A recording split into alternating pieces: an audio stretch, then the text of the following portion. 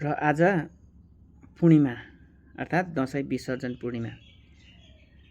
जयन्ती मङ्गलकाली भद्रकाली कपालिनी दुर्गा क्षमा शिवधात्री स्वास्वदा नमस्तुते।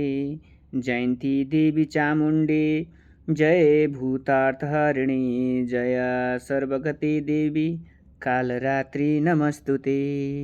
र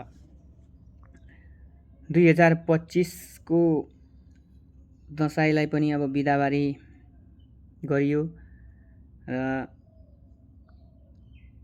आउँदो साल दसैँमा सबै कुशल मङ्गल भएमा फेरि आउने साल 2026 को दसैँ मनाइन्छ।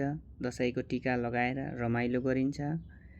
यो पालिको दसैँको टिका खुसीले नै गयो र हजुरहरूको पनि खुसीले नै गयो होला भन्ने आशा राख्दछु।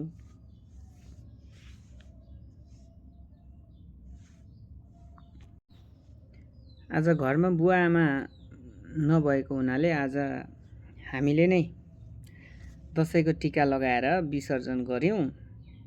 बुवा आमा चाहिँ मामा घर जानुभएको हुनाले गर्दाखेरि आज पूर्णिमा, आजदेखि दसैँको टिका विसर्जन गरी र मैले पनि मेरो श्रीमतीलाई पनि टिका लगाइदिएँ र कन्या केटीहरूलाई टिका लगाएर आजदेखि टिका विसर्जन गरियो।